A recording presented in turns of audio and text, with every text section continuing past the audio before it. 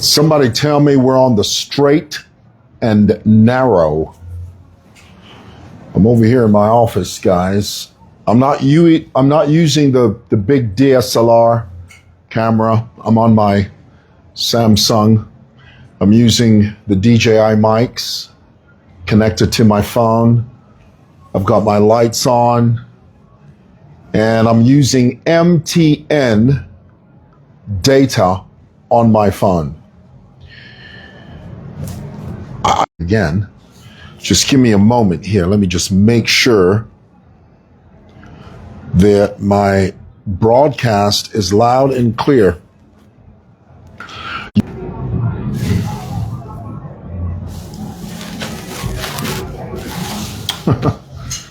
Well, it's a little embarrassing, but we'll suss it out. Listen, I'll fix all of this in post. Hey, Bo, it's clear now? Good, I'm glad. I have to comb my hair. There's nothing worse than combing your hair live on Facebook. But guys, this is what you signed up for. You signed up for the Info means white hair. Well, we're all headed that way, you know. Age does a number on us, doesn't it? Hey, Stace, I see you. Thank you, guys. Thank you, Bo. Guys, tell me in the broadcast. We got a few things to talk about. And, oh my goodness. There's nothing worse than forgetting your password or your PIN code. There's nothing worse than that. Okay, here it is. Let me just suss it out here. Let me just see if I can hear myself on the thingy-bob. You know, these new phones, they have the volume rockers on the side. And it sort of discombobulates you for a little bit. I just want to make sure I'm on here. Tell me in the comments if you guys can hear me loud and clear. Hello, I'm in need of help to meet the president. Well, I'm not your guy. I don't have access to the president. I'm not one of those, I can't call the president on speed dial and say, hey, Mr. President, there's a guy here who desperately needs to see you. I'm not your guy. What you need is that you need to get an insider to do that. I'm not that guy. I'm just being honest with you. So here it is. Let me suss it out here. Let me make sure we're on the straight and narrow. Well, it says we're connected, but I don't see any connection. All right, let's try it out now. All righty, here. Okay, we're good.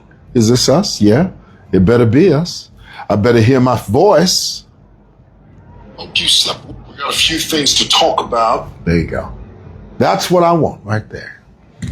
If I can hear the sound of my voice through the microphone, we're on the straight and narrow. Guys, jump on here real quick. And let's see if we can get the show on the proverbial road. Before I get into my dissertation, I just want to very quickly mention, and this is on a very serious note. I want to mention that we are thankful. I was talking to one of my friends on Facebook, and they're on here now. And because we're so busy campaigning, every single day we have to do something that inches us towards the finish line. And one of the things that President Hakainde Hichilema has taught us is that you have to campaign every single chance you get, and never, ever, ever say you are the winner until you are officially announced as the winner. The reason is that you have to work hard to get those votes. Those votes are not going to bring themselves in. Jesus said, compel them to come in. You have to compel. You have to sort of encourage your audience, your voters, to vote for you. You have to give them a reason to do that. And the only way you can do that is by campaigning, using every single avenue at your disposal to inch you towards the finish line. Now, there's a reason I brought that up. Well, yeah, I was talking to one of my Facebook friends here on Facebook, and let me know very quickly that something had gone wrong with the vice president's helicopter. And I didn't know that. And I said, where did you hear that? And our Facebook friend said, it's all over social media in your country. So I hopped onto one of these, main Facebook pages, and there it was. A helicopter that crashed while carrying our vice president. Now, it's important to note, first of all, that our vice president is fine, and we're thankful for that. The vice president and her entourage, the people that were with her on that aircraft, are fine. And that is lots to celebrate. That's a lot to be thankful for. So let's right out of the gates be very clear about that. Thank God our vice president is okay. The people that were with her, they're fine. And let's just hope that the reason and the cause of that crash can quickly be determined so that it doesn't happen again. And let's be thankful for that. I was very disappointed. I must point this out. When I first posted on my page that the vice president had survived a helicopter crash, a young man, he can't be any more than 25 years old, made the most insensitive remark as it pertains to this crash. This young man said, oh, there must be the open grave is waiting for somebody. Now, the reason a person like that can say that, in my view, two reasons. Number one, it's either this young man hears his parents saying that, but here's the caveat. The young man is old enough to know right from wrong. He has already attained the age of accountability. He's not a toddler, okay? He's not a little child that's crawling on the ground. He's a young adult. So it's either he constantly hears his parents say that, or he is just so skewed in his mind that he doesn't have an empathetic bone in his body. Do you know what empathy means? Empathy is a very important word. Empathy means, what if it were me? You know how sometimes you hear a story and you think, and that is where the phrase, there but for the grace of God, go I. What if that was me? What if I was going through that? What if that happened to my family? How would I feel? This kid has no empathy. If he did, he wouldn't say that, because he would say to himself, well, what if this was my grandmother? God forbid, what if it was my mother? You know, if you get a phone call that says your loved one was in a helicopter crash, the first thing you think of is that they're gone, because very few people survive things like that. But to hear that the person that was in the aircraft is okay. They may be a bit shaken up, as one would after an aircraft crashes. But oh, they're alive. Can we be thankful that they're alive? Can we for a moment set aside our partisan differences and celebrate the fact that the vice president of this country is alive and she's okay? She may be banged up a bit in terms of discomfort, because, you know, I mean, anyone that goes through that is not going to walk away smiling. You know, it's traumatic. You know, a car crash is bad enough as it is. What more? A helicopter crash. So can we be thankful for that? Come on, guys. Let's be thankful for that. All right. Thought I'd share that with you guys. A couple of things I want to talk to you about. Chishimba Kambwili.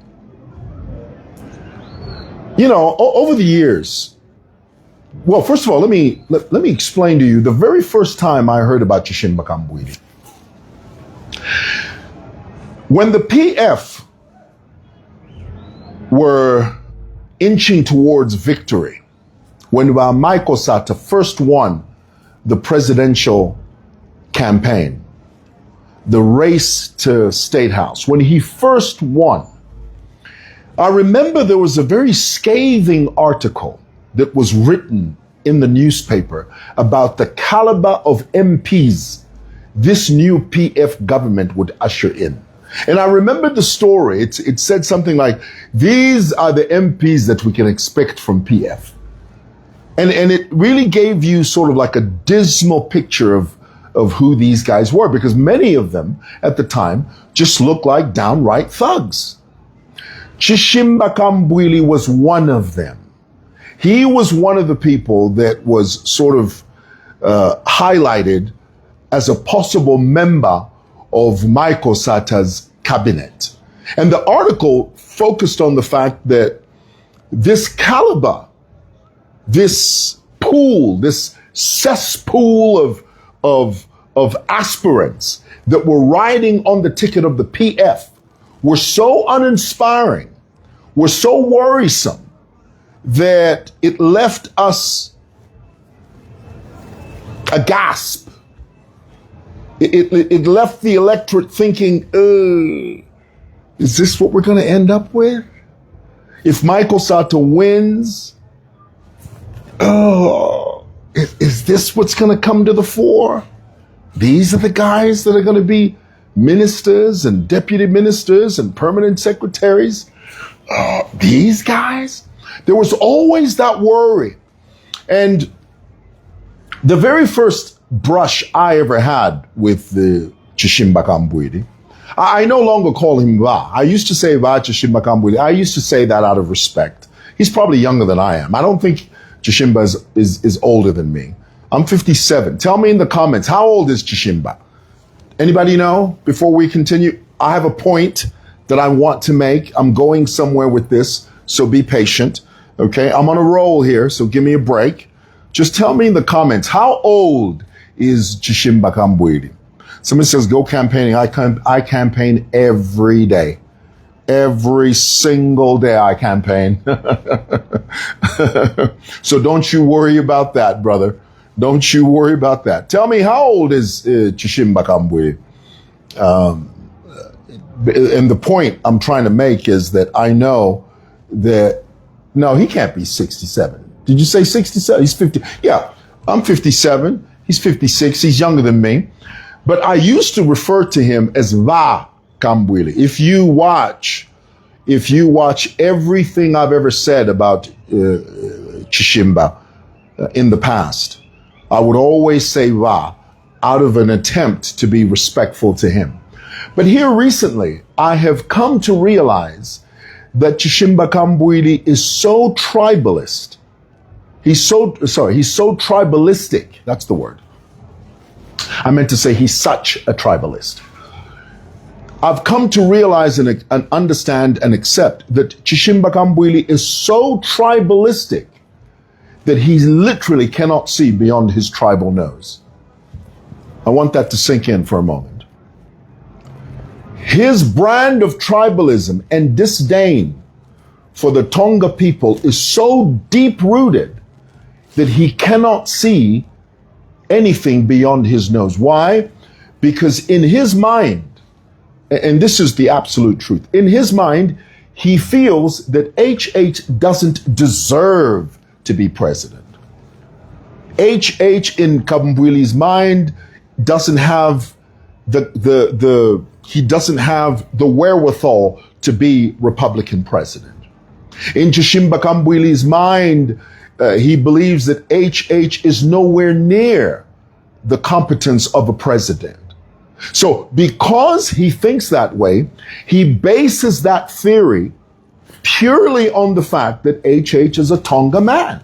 Because Kambwili constantly refers, here, recently, his last address on the Tonse stage, he told the Tonse audience, he said, this man, referring to HH, has never been a minister. He's never served as a counselor. He's never done this, that, and the other. The only thing he's ever done is walk behind cows.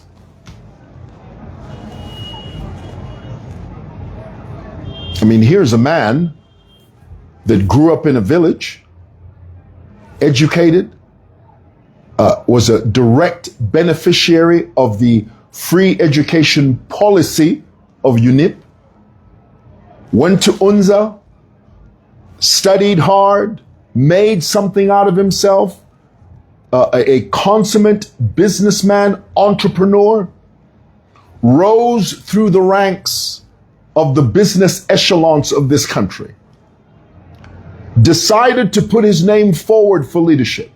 And let me pause here for a moment. Let me digress here for a moment and just make reference to the fact that, and I want to ask you this. I want to make reference to the fact that had the UPND been in the hands of anyone else, through the more than 20 years of opposition, had UPND been under the leadership of anyone else, for example, if UPND was under the leadership of Sakwiba Sikota, if UPND had been under the leadership after the coming together of some other political parties. You remember there was a time that the UPND went into an alliance with some other opposition leaders. My point is, had the UPND been in the hands of any other leader, do you think that those leaders would have sustained the UPND through the more than 20 years of opposition?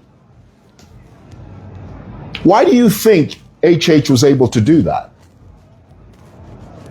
Guy's sharp.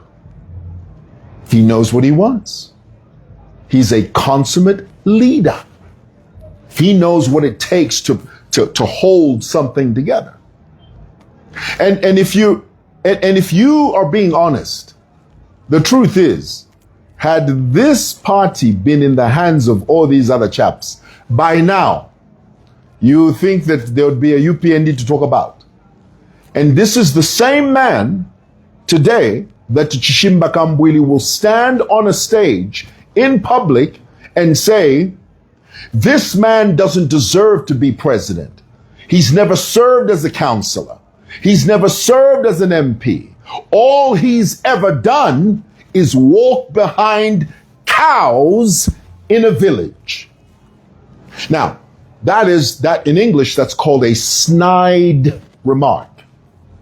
It's got lots of undertones, lots of connotations. And of course, you'll have the Dwanzis who will come in and say, but he didn't mention anyone's name, Mwewa. Huh? Maybe Kambwili is just talking in general terms. He didn't refer to anyone, Mwewa. You drive me nuts when you talk like that. You know exactly what Kambwili means. You know what he's saying. You can read between the lines. He is low-key saying these dongas, all they know is herding cattle. What do they know about governance? Well, the same man that you say knows nothing about governance has signed into law free education. And then Kambwili stands up and says, no, that's 2.5 woofy. You quote everything in the word. You quote everything in the word of a lie for the sake of opposition politics.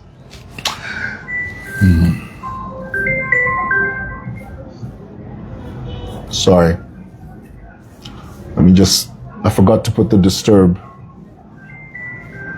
Oh.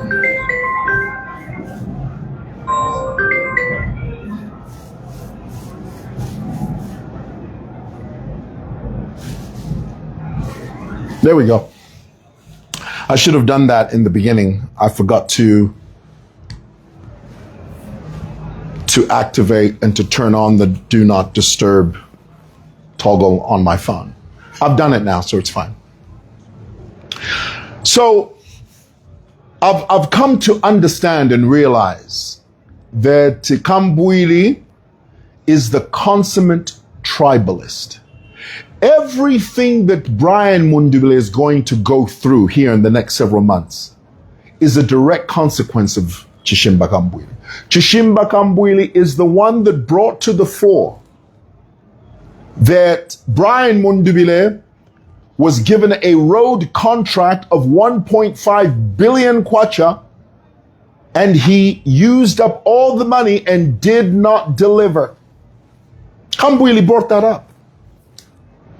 And yet this is a man that Brian himself has chosen to bring close to him, when the truth is, Kambwili will be the death of Brian Mundubile, politically speaking.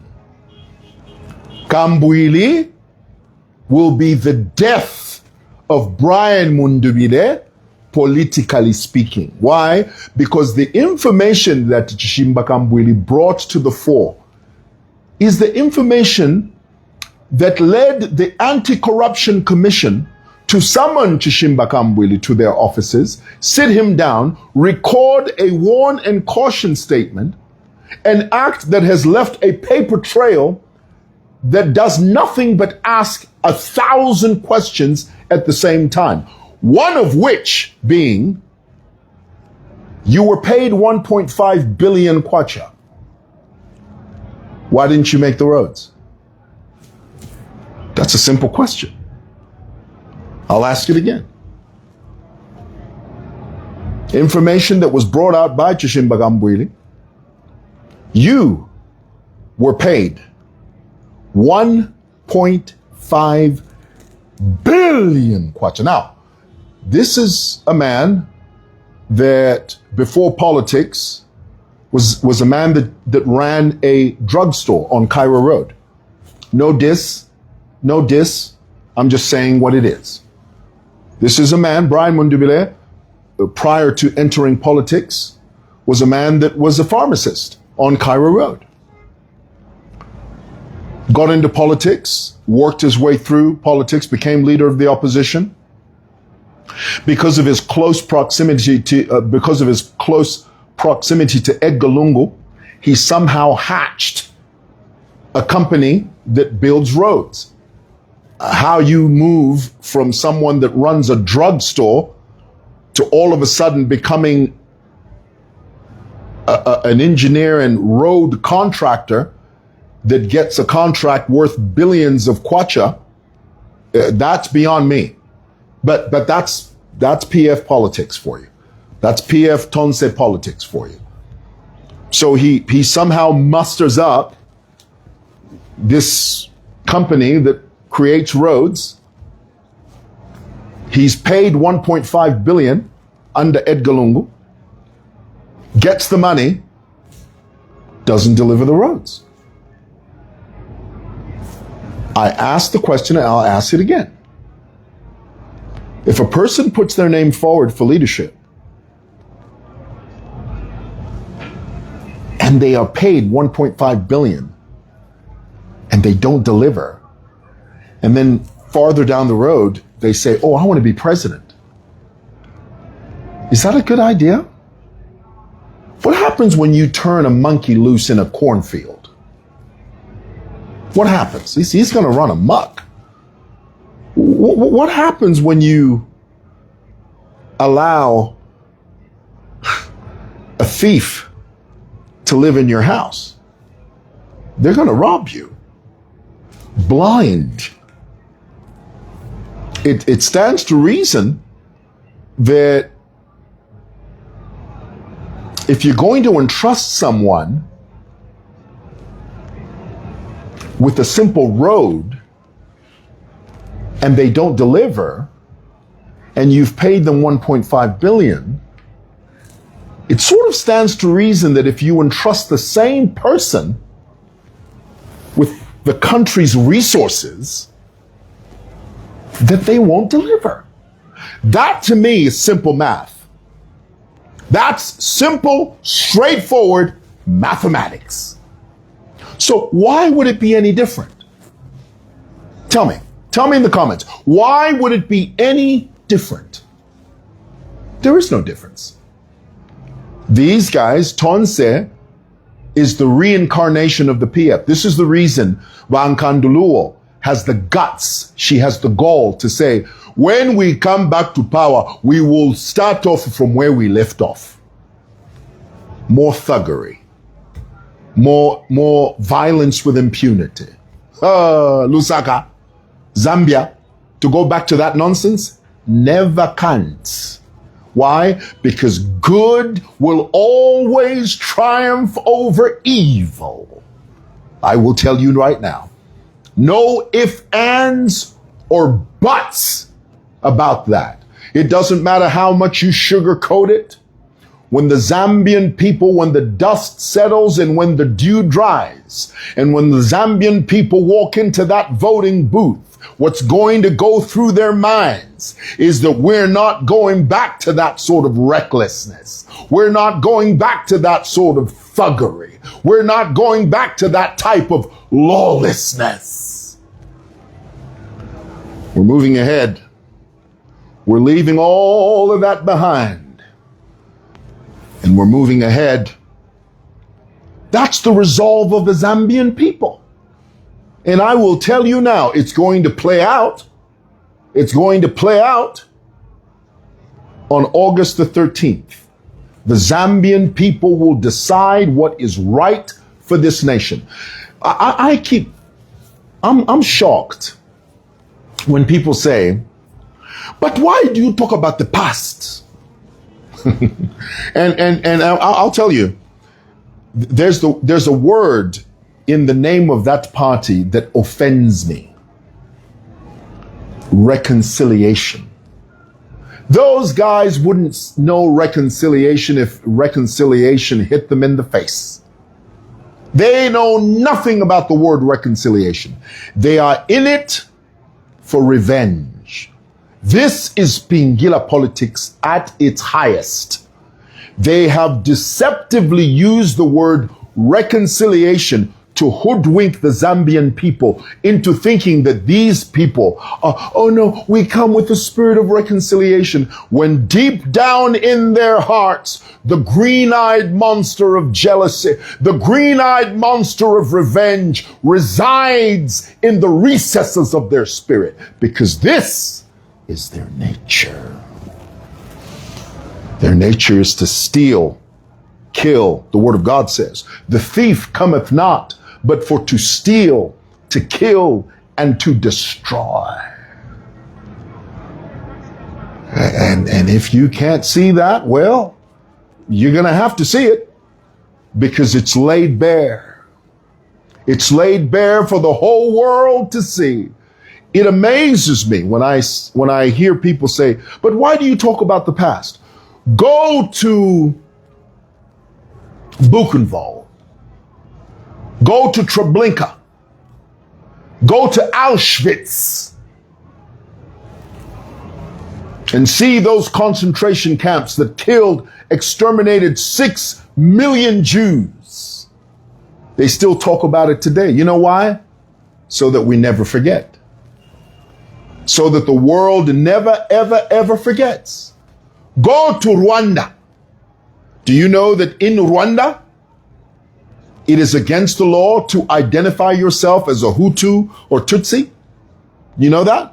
They no longer use those terms. Why? Because the identification of your tribe is in and of itself tribalist.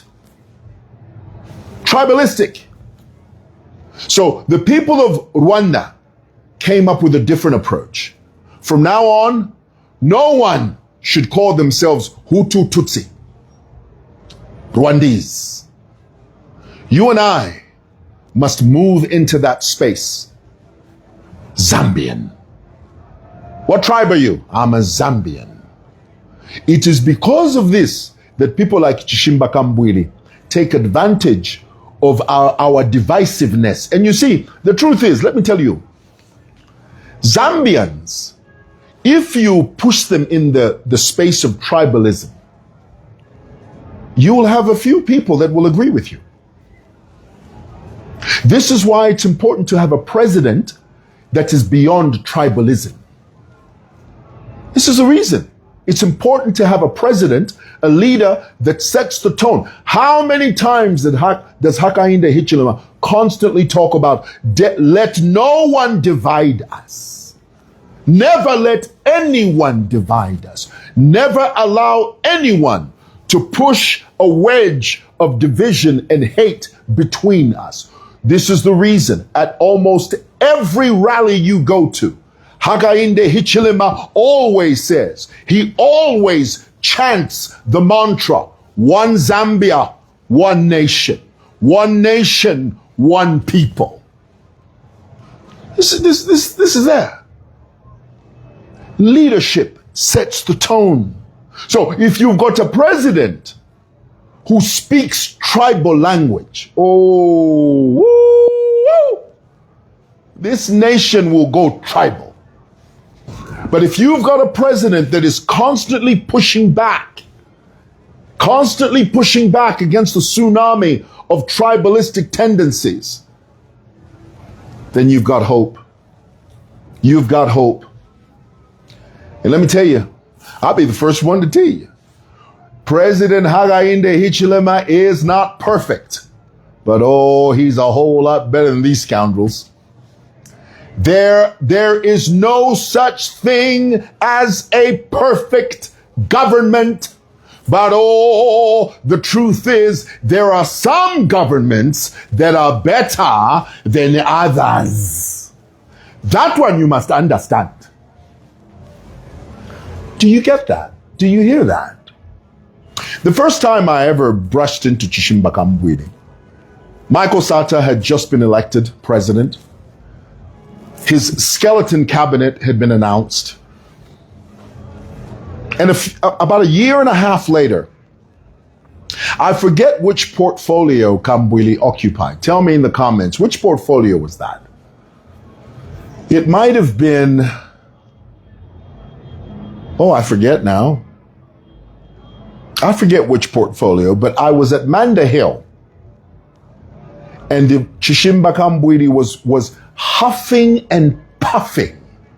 He had this, Kambwili has this prideful walk about him. Very prideful. He was huffing and puffing from ShopRite Manda Hill. And of course, he didn't know me. I didn't know him. This was many years ago. He was wearing a black suit with a black shirt and a black tie. Everything black. Not that there's anything wrong with that. I'm just saying, I remember that. So huffing and puffing from ShopRite. And he blows past me. And when I walked into ShopRite, I asked the guard, I said, wasn't that Chishimba Kambwili there? And the guard said, oh, yeah. I said, what was he doing here? He said, he was shouting at the manager. He was yelling at the manager.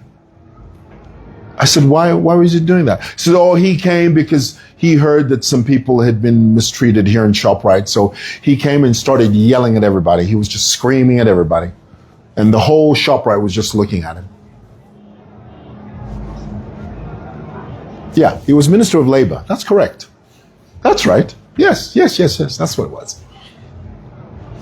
That was my first interaction. Well, not interaction. That was the first time I'd ever seen him.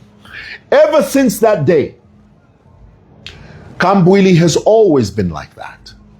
Always been like brash, braggadocious, prideful, always talking about how, if I want, I can fly. Sorry, I need to sneeze. Woo! Sorry, I'm a loud sneezer. I sneeze like my grandfather. When my father was alive and I would sneeze, he would always say, you sneeze just like my father. When I sneeze today and my mother hears me, she says, you sneeze like your granddaddy on your father's side. Kambwili always talking about how I can drink tea here in Lusaka and fly to England. Kambwili, who called Lungu, our former and sixth president, Edgar Lungu, called him a thief, called him all sorts of things. Kambwili, who disdained, belittled this Brian Mundubile. Today, Kambwili is Brian Mundubile's champion. and if you look at Brian Mundubile's body language when Kambwili is speaking, there's a recent video clip circulating of Kambwili speaking on a stage at a Tonse rally. Mundubile is standing next to Kambwili. You can actually read Mundubile's facial expressions. You can read his body language as Kambwili is talking. Brian Mundubile's body language is, you're the reason I'm going to be in trouble. You're the reason ACC summoned me. You're the reason when these elections are over, I'm going to court over that 1.5 billion. You're the reason the Zambian people are going to know that I'm a thief. You're the reason the Zambian people are going to know that if I can steal 1.5 billion, I can steal Zambia's reserves. You're the reason. Can we talk openly and honestly? Can we do that? Are we able to do that? Talk openly and honestly. You know you're thinking it, but you don't want to say it. You better say it, baby, because it's the truth. It's the truth, boy. But you know the truth. You know the truth. All right. Thought I'd share that with you guys. What else was I talking about? Oh, Mundubile threatens the civil servants. Remember Charles Kakula? Let me refresh your memory. This was during the 2021 elections. There was a PF cadre by the name of Charles Kakula who took it upon himself to go to the Ministry of Works and Supply there and fish out a civil servant by the name of Cherie because he suspected her of being a supporter and a sympathizer of the UPND. Charles Kakula, PF cadre, in the company of his cohorts and minions, ambushed the Ministry of Works and Supply, and they threatened Cherie, and they lifted her, took her to the office of the permanent secretary, who was completely helpless. Because in those days, in the PF, when you storm a ministry, they're helpless. They could do nothing. There was the PF looking like a scared rabbit standing in front of a cobra. And Achton Jenjem. Anyway, who's Charles Kakula? He's just a little puny little boy that's malnourished. He was just a little skinny little boy that walked into the ministry and threatened a civil servant because he suspected her of being a UPND sympathizer. This was 2021. This was right at the beginning of the elections. Charles Kakula, in full view of the permanent secretary at the Ministry of Works and Supply, on camera, threatened to lock Cherie in an office and burn her alive.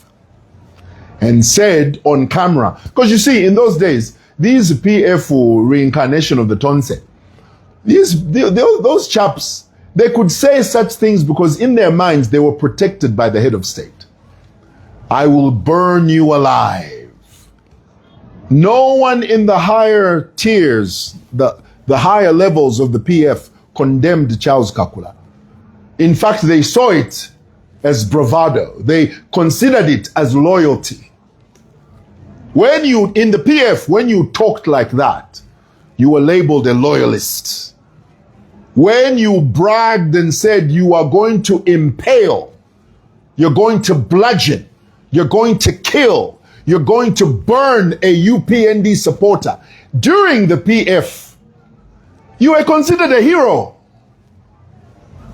You were a hero. Today, Brian Mundubile has the guts to stand up on a stage and threaten the civil service and say he gives them 1 month as if it's up to him. As if Brian Mundubile is the be-all and end-all. Brian Mundubile is just a presidential candidate. That's all he is. A presidential candidate. For him to stand on any platform and say, I give you 1 month. With what power? You don't have power. You have perceived power, but you don't have that power. The Zambian people have not given you that power. And it also tells us that if you were to be given that power, you have shown us exactly what you would do with that power. Oprah Winfrey famously said, when people show you who they are, believe them.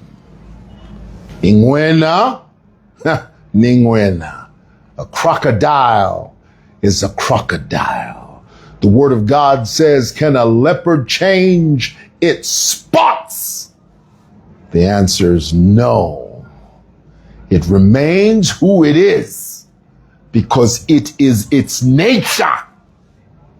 It is the nature of the reincarnation of the PF to pretend to be one thing when really underneath it all, they're plotting revenge. I mean, here it is. I keep telling you, when HH first was ushered into office, UPND cadres were thirsty for PF blood. I saw it. And here it is. We have a president who stood up and said, no, I don't want blood on my hands. I don't want history to write about me and say, there goes a president that green-lighted vengeance against the PF. No. Imagine if Brian Mundubile were to become president. What is his first item on the agenda? Kill, maim, destroy HH, bury him so that he is no longer a rumor. That's the plan. Well, you don't know that plan? The Zambian people see right through you, and we're not going to let you do it.